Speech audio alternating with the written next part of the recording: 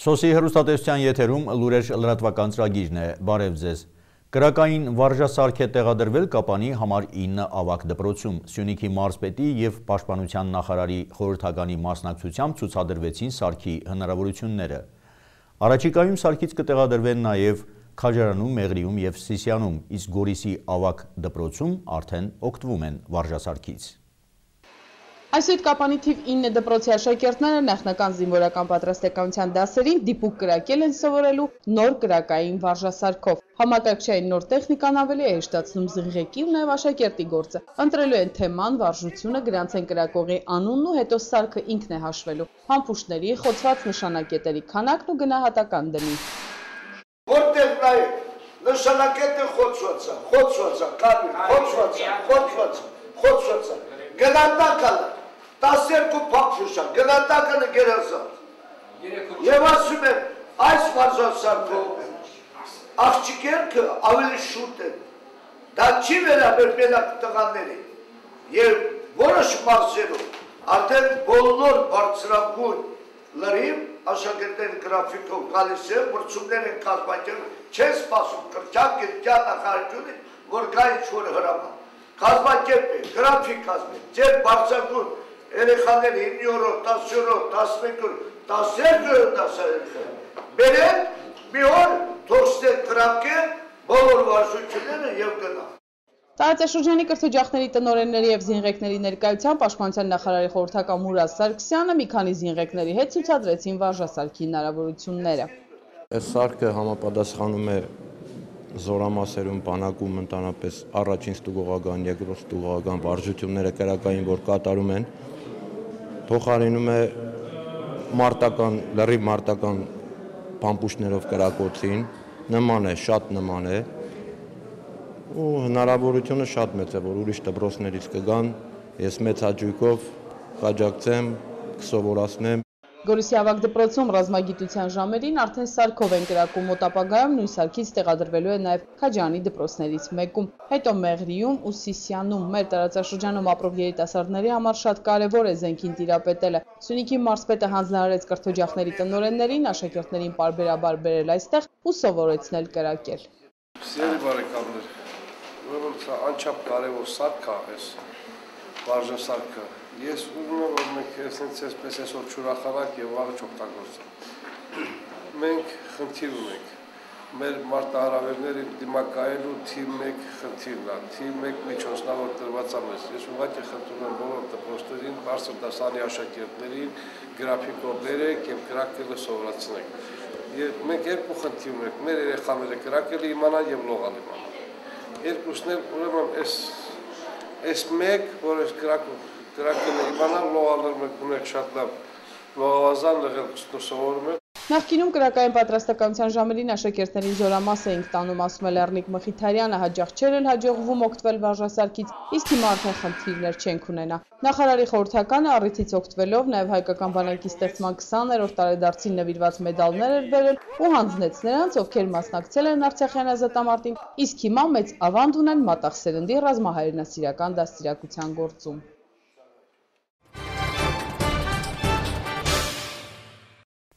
Օրերս հանրապետությունում անհանգստության ալիք բարձրացավ Վարդենիսում 10 հիվանդների շրջանում սիբիրախտի կասկածների պատճառով։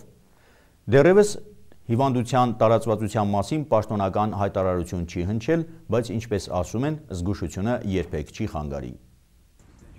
Սուր վարակիչ հիվանդությունը սիբիրյան խոց է լինում է թե կենդանիների և թե մարդկանց շրջանում։ Այս համաճարակը հնում կենդանիների հսկայական զանգվածներ էր ոչնչացնում, այժմ հանդիպում է առանձին բռնկումներով։ Կապանի տարածաշրջանի գլխավոր անասնաբույժ Անդրուշ Գրիգորյանը նշում է, որ այս վարակից խուսափելու համար բոլոր տարածաշրջաններում ժամանակ առ ժամանակ պետպատվերով պատվաստումներ են կատարվում։ Սիբիրախտը առաջին այն հիվանդություններից է, որը կատարվում է պետպատվերով։ Միջոցառումներ կատարվել է Սիբիրախտի հիվանդության նկատմամբ տարածաշրջանի բոլոր կենդանիները վակցինացված են եւ գտնում ենք մեր շրջանը, մեր տարածաշրջանը ապահով, հարմարում է ապահով նման հիվանդության նկատմամբ։ Եղանակի ցրտելուն պես կկատարեն նաև աշնանային սրսկումները։ Այժմ որոշակի անասնաքանակ արոտավայրերում է գտնվում։ Այս վարակը հիմնականում ազդում է խոշոր եղջերավոր անասունների, ոչխարների, այծերի, ձիերի, ավանակների եւ համեմատաբար քիչ խոզերի վրա։ Հիվանդության ախտանիշներն են. Արյունահոսություն, հետանցքից, կտանցքերից,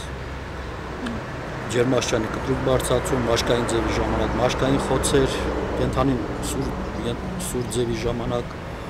շատ արագ ձև անկում է կատարում, մաշկային ձևի ժամանակ խոցեր են առաջանում, ինչպես մարդկանց մոտ, եւ ոչ թե մենակ մաշկի վրա են խոցերը, այլ ներքին շնչառական օրգանների, կերակրափողի։ Մարդիկ էլ խնամելիս, կերակրելիս, մորթելիս կամ այլ շփումներից վերցնում են վարակը։ Ժամանակին սկսած բուժումը մեծ մասամբ բարեհաջող է լինում, բայց լինում են նաև մահացու ելքեր։ Այժմ նախապես զգուշացվում է չգնել անհայտ ծագման մսեղեն ամեն պատահած խանութից։ Զգուշացեք փողոցային առևտուրներից, փողոցում կատարված մորթերից, սննդից, այդ գնումներից խուսափեք, քանի որ դա մեր ստուգումներից դուրս են, անհայտ ծագման մսեղեն են, կատնամթերքներ են, որոնք մենք չգիտենք դրանց ծագումը որտեղից են բերել, ով է բերողը, ինչ պայմաններում են վաճառում եւ այլն, Դրա համար խնդրում ենք ձեզ գնեք մսամթերք, կատնամթերք համապատասխան թույլատրված մսի խանութներում, ստուգված մսի խանութներից։ Ըստ անասնաբուժի Սիբիրախտի հարուցիչ չափազանց կայուն է եւ երկար տարիներ կարող է պահպանվել հողում։ Անգամ դեպք է գրանցվել, երբ 100 տարի Սիբիրախտի սպորները հողում մնալով կրկին վարակ են տարածել։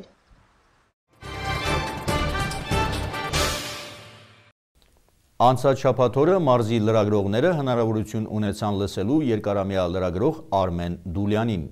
ինչպես կազմակերպել հետաքրքիր թոք-շոուներ եւ բանավեճեր, ինչ դժվարությունների է հանդիպում լրագրողը աշխատանքի ընթացքում, հիմնականում այս հարցերը քննարկվեցին հանդիպման ժամանակ։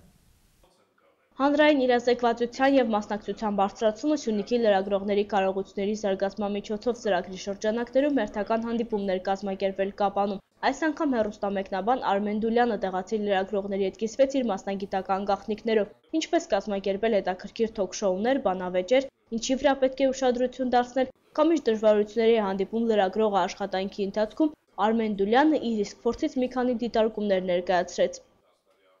Թոք-շոուների մասին, տեսեք, այդտեղ ինչն է գրավիչ, այդտեղ մարդն է գրավիչ։ Ամենադժվար բանը, ինչ որ լրագրողը առաջինը ինչ որ կանգնում է այդ բանի առաջ, քննի առաջ, դա մարդ ճարելն է, որը շատ դժվար է Հայաստանում, հասկանալի պատճառով։ Մարդիկ չեն ուզում պարզապես խոսել։ Ես մի անգամ Լոնդոնում էի, Reuters-ի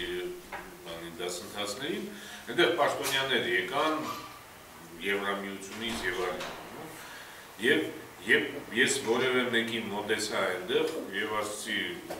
կարելի է ձեզանից հարցազրույց անել։ Նա միանգամից մեծ հաճույքով, չնայած հարցեց որտեղից էր, ասի Հայաստանից, հասկանալի է, չէ, որ այդ մարդու համար ոչ մի նշանակություն չունի Հայաստանում իր հետ հարցազրույցը տպագրի, դա ոչ մեկ չի իմանալու եւ այլն։ Բայց նա այնուամենայնիվ մեծ պատրաստակամությամբ դա բանեց, որովհետև իրենց համար դա PR է, այնուամենայնիվ ինքը կարող է միտեղ գրի, որ ես հարցազրույց եմ տվել արտասահմանյան լրատվամիջոցի մոտ։ Այստեղ լրիվ հակառակն է։ Այստեղ մարդիկ չեն ուզում խոսել։ Հայաստանում ըստ Արմեն Դուլյանի մարդիկ խուսափում են նման հաղորդումներին մասնակցելուց, որովհետև պատճառներ ունեն, չեն ուզում անկեղծանալ։ Լրագրողը պետք է ամեն հաղորդման թեմա մտածելիս ուշադրություն դարձնի այս հանգամանքների վրա եւ պատրաստ լինի, որ շատերը կհրաժարվեն ու չեն գա տաղավար, բացեիբաց պարզաբանելու այս կամ այն խնդիրը։ Եվ ես սկսեցի անել հաղորդումը 25 րոպե հանրային հեռուստատեսությամբ, միանգամից այդ հարցը ծագեց, իսկ կա այդքան մարդ, որ տարվա ընթացքում բերենք եւ խոսենք։ Ու պարզվեց, որ իրոք մի տարվա ընթացքում հնարավոր էր խոսեցինք եւ երկրորդ արդեն չմնաց մարդ։ Պարզապես խոսող մարդ չմնաց եւ հետաքրքիր մարդ չմնաց։ Հանդիպմանը խոսվեց նաև լրագրողական վարքագծի էթիկայի նորմերի մասին։ Բանախոսը լրագրողներին խորհուրդ տվեց նյութերը պատրաստելիս բազմակողմանի տեղեկատվություն ձեռք բերել, իսկ թոք-շոուների ժամանակ հանդես գալ որպես հանրային շահերի պաշտպան։ Այն մարդը, որը գալիս է թոքշոուի կամ որը ասուլիս է տալիս կամ չգիտեմ հարցազրույց է տալիս, ինքը ուզում է իր ասածը անցկացնի անպայման։ Այսինքն ինքը ուզում է ինչ-որ մի բան ասի, որ ես շատ լավ աշխատող եմ եւ ես բան եմ։ Իսկ դու որպես լրագրող պետք է անընդհատ բան անես,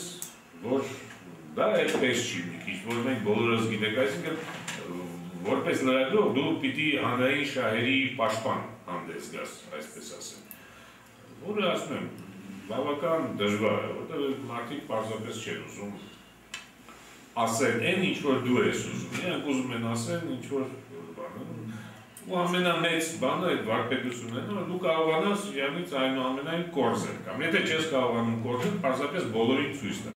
Ծրագիրը իրականացնում է ԵԱՀԿ գրասենյակը, հետաքննող լրագրողներ հասարակական կազմակերպության հետ համատեղ։ Վերապատրաստման դասընթացներից բացի ծրագրի շրջանակներում մասնակից լրագրողները նախորդ ամիսներին հոդվածներ են գրել, իսկ անցած շաբաթ Կապանում կազմակերպեց առաջին հեռուստաբանավեճը Սյունիքի մարզի տնտեսության դիվերսիֆիկացում եւ հանքարդյունաբերական ոլորտից կախվածության նվազեցում թեմայով։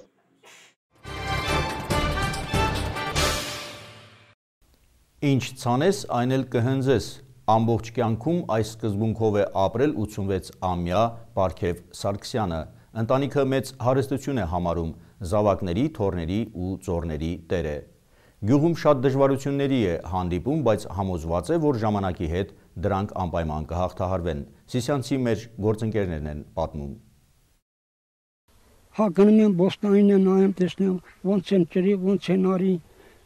Գալիս եմ, ասում եմ, էսպանը էսպես է, թերություն կա, պիտի արբա խոսմի, ասպետպիսի բաներով եմ զբաղվում։ 86-ամյա Պարքև Սարգսյանն է, ամեն օր ինքն է սագերին առոտի տանում գետի մերձափնյա հատվածները։ Գյուղում միայն իրենք են սակ պահում, սրտնեղում է, ուժերը հատել են, ուրիշ աշխատանք կատարել չի կարող։ Անգամ մեղուներից է հրաժարվել։ Հիմա շրջում է խորհուրդներ տալիս կամ մտորում իր սիրած ճոճանակին նստած։ Ընդունում են ձեր ասածը, ջահելները։ Այո, ճիշտ է, հարցը ճիշտ է, շատ ժամանակ չեն ընդունում։ Ասում եմ, ես լամն եմ ասում, գեղեցիկն եմ ասում, օգտավետն եմ ասում, իմ գլխովս անցած։ Իսկ գլխով քիչ բան չի անցել, տարիների փորձը մարդուն իմաստացնում է, ասում է, կոլխոզի, սովխոզի տարիներին ինչ աշխատանք ասես, որ չի արել, խոթհունց, կալ, հետո էլ էլեկտրամատակարարումից մինչև ջրամատակարարում, 1 տարի էլ գյուղսովետի քարտուղար է աշխատել, 1953 թվականն էր, տարիներն անցան մի վայրկյանի պես, ասում է, փոխվեցին ժամանակները։ Անկախություն եկավ, օբյեկտները, տեխնիկաները լրիվ ծրվան, քարոքան դեղավ, մի հատ գոմ սեփականաշնորհան, տղաս հարցս ապրանք չեմ պահում, դրանով կամաց յուլա են գնում։ Դե գիտես էլի հիմա գյուղացու գործը ինչքան դժվար է, տեխնիկան որ չկա, հնձողը չկա, քավողը չկա։ Տեխնիկա չկա, գյուղի ամենահրատապ խնդիրն է։ Բերքահավաքի ու խոթհնձի ժամանակ գյուղացիներն անհամբերությամբ սպասում են, թե երբ են հարևան համայնքներում աշխատանքներն ավարտվելու, որ խոթհնձիչ տրակտորի, կոմբայնի ձայնը թասիկում էլ հնչի։ Հենց այդ պատճառով ընդամենը 1 հեկտար հացահատիկ են ցանել, թեև 7 հեկտար վարելահող ունեն։ Այն ժամանակ էլ են տանջվել։ Սպասում եք, թե փող տան աշխորհին, յուղ տան աշխորհին, բաներ տան աշխորհին։ Հիմա եթե միջոցներ ունի, հնարավոր է ավելի լավ լինի։ Մեր ընտանիքից եւ իմ երեխաների ընտանիքներից ես գոհ եմ, որտեղ դրանք աշխատում են, անում են։ Մարդիկ կան, որ չեն կարողանում ստեղծել, այս կողմ, այն կողմ են գնում։ Ողջ կյանքում ապրել է ինչ ցանես այն կհնձես սկզբունքով, իր հունցքից գոհ է, 7 զավակ, 13 թոռ ու 19 ծոռ ունի, ընտանիքից մեծ հարստություն, այսօրվա Հայաստանի ամենամեծ ձեռքբերումն անկախությունն է համարում, դժվարությունները ժամանակի հետ կհաղթահարվեն, համոզված է։ Անկախությունը պիտի 30-40 տարի առաջ լիներ, որ հիմա մեր գյուղը, մեր ժողովուրդը, մեր Հայաստանը կարողանար ոտքի կաղներ, ինչպես որ մյուս երկրները։ Իսկ որպեսզի մեր երկիրն էլ արագ շենանա, նախ պետք է գնահատել կարողանանք այն, ինչ ունենք, օրինակ խաղաղությունը, որոշել է առաջիկա թոշակը սուրբ նպատակի պետք է ծառայեցնի։ Հայնական պատերազմի հուշարձան ունենք, այդ հուշարձանի մոտ մի հատ խաչքար տնենք Լեռնային Ղարաբաղի տղաների զոհվածների հիշատակին։ Հայրս դրոյի զինվորն է եղել, հպարտանում է Պարքև պապը, հետո հավելում յուրաքանչյուրն իր գործում հայրենիքին ծառայող զինվոր պետք է լինի, բժիշկ, շինարար, թե հողի մշակ։